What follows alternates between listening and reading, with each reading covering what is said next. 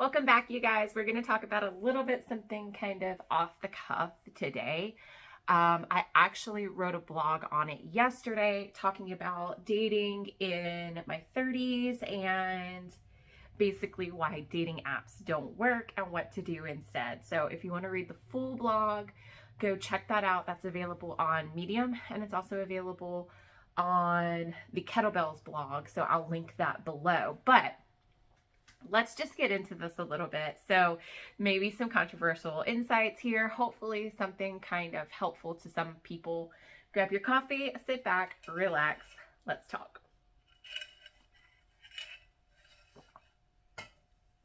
Okay, so first things first, I am, for reference, I'm 31. I got divorced finalized in 2021. And directly after that, I was dating this guy that I met through a friend. And we dated for a couple of years. So after getting out of that relationship, I'm super busy anyways. I work remote. I feel like everybody's been remote in multiple aspects of their lives since COVID hit. And I feel like we've kind of really struggled to get out of that situation and get back into full-fledged socialization.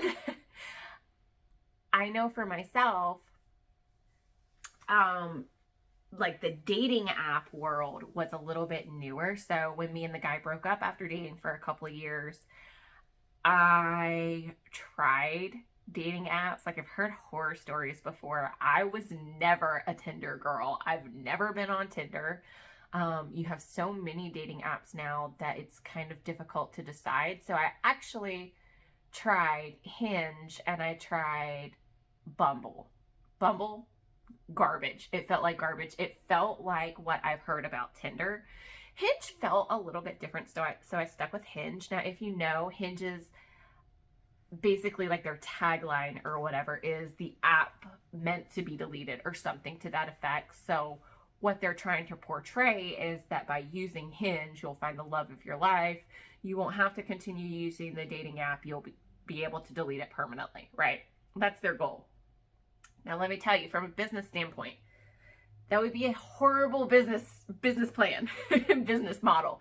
Because if the goal is to delete the app, eventually you're going to run out of customers. It just is what it is, right? So I call bullshit. I call bullshit. To be frank, dating apps' goals are to keep you on the platform. It's just like social media. They do not want you to find success. They are designed to be either short-term or completely unsuccessful. And that's because from a business standpoint, if you meet the love of your life, what happens? You get off the app, you go about your life, and they end up not making any money off of you, right? Because dating apps either make money through you purchasing in-app boosts or through ads that you're seeing. So of course the goal is to keep you on the platform indefinitely, right? For me, I think that dating apps don't work because think about it. You go on a dating app, it's all superficial and it's all fast, right? If one person sees just one thing that they don't like or don't agree with, they automatically just bypass you and go on to the next one. Or even if they do go on a date with you and you say something that they don't like, on to the next one. It's so fast moving. People are being conditioned to continue to be superficial. They're being conditioned to lack communication skills. And they're being conditioned to not work on anything, just move on to the next one, right? The way that dating apps work, at least for me personally, it's based off of how do you look, and then basically can you write well? That's all it is. Because if I see something on your profile that I liked, I may or may not reach out to you. That doesn't mean that when we meet, our energy meshes. And that doesn't mean that when we meet, you even know how to hold a conversation. And I will tell you, even just from being in my inbox, so many adults do not know how to hold just a normal conversation. It's actually really sad.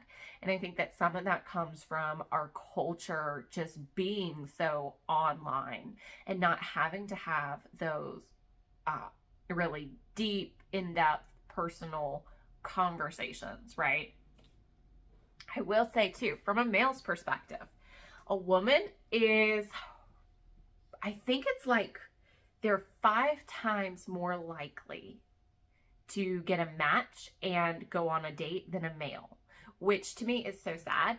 But you think about it, a single woman is going to get matched with or quote unquote hit on much more often than a single male.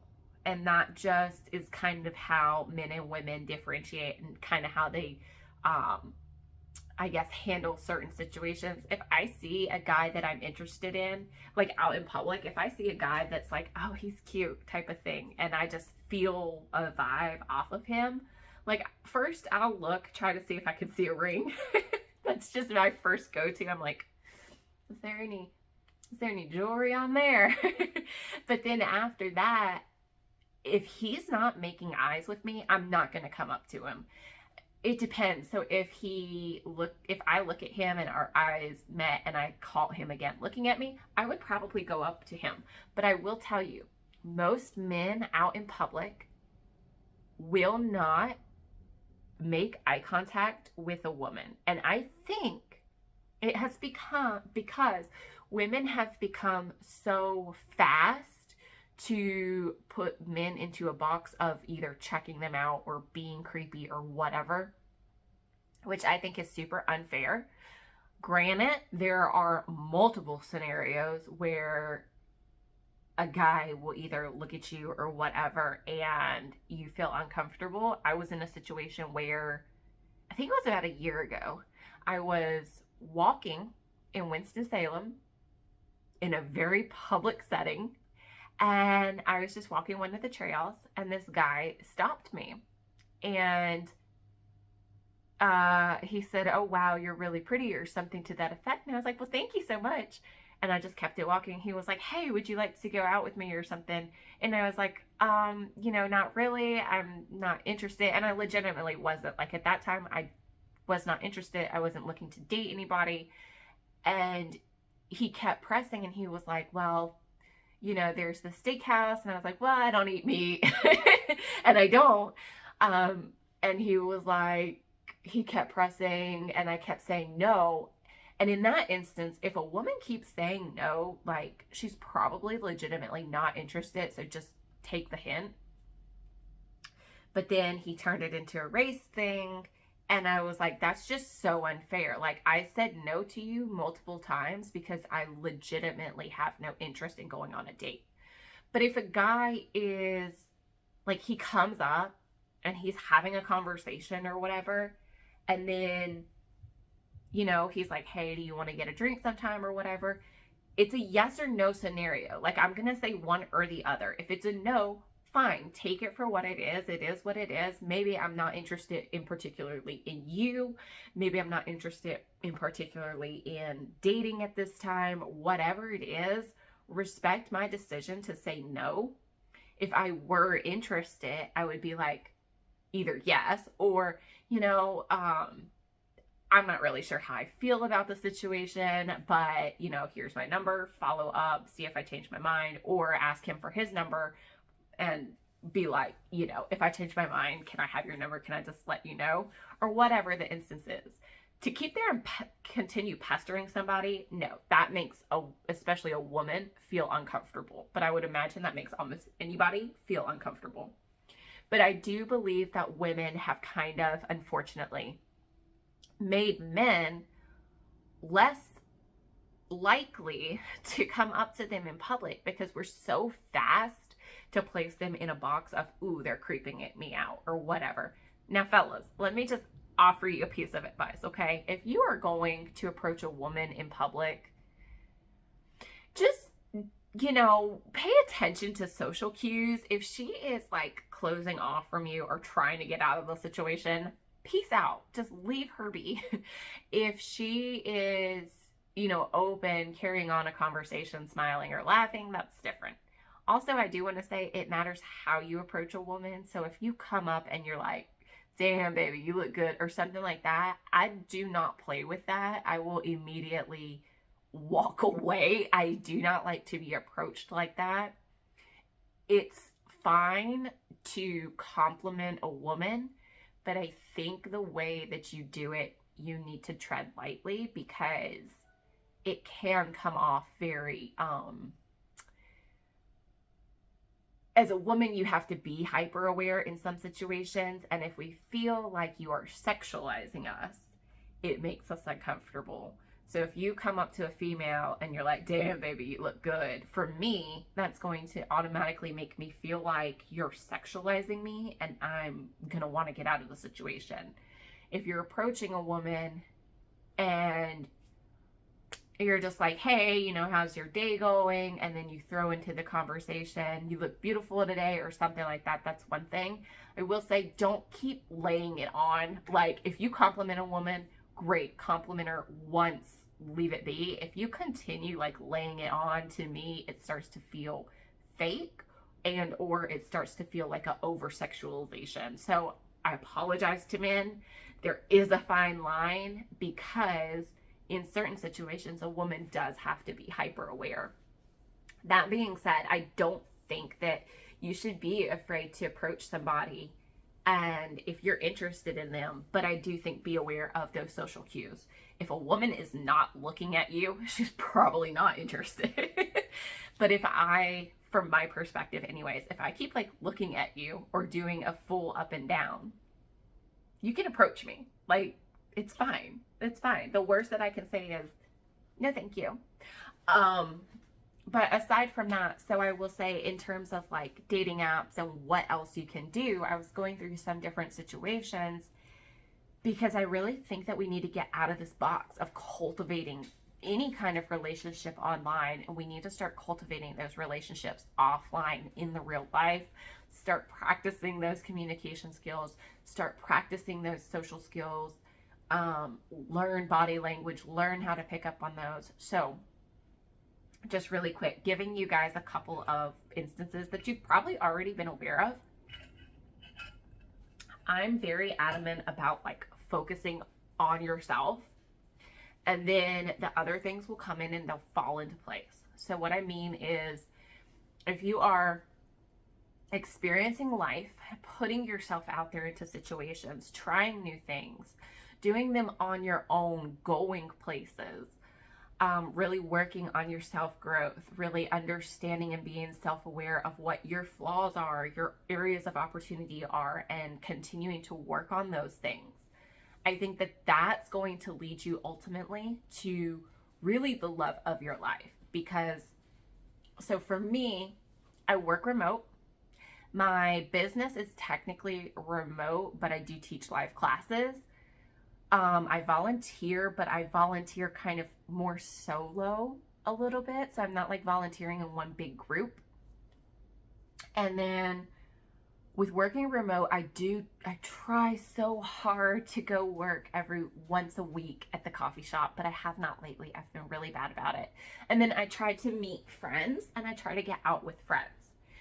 So for me, I'm really focusing on doing what I enjoy. I love teaching classes in person. Maybe one day I'll find somebody who's actually attending a class and be like, and they'll like, come up, ask me out. I don't know. I don't think I would meet anybody volunteering. I drive for Meals on Wheels and deliver, but I do it solo, so I don't see meeting anybody there. Maybe I could meet somebody working one day in the coffee shop and they just come up to me. You never know.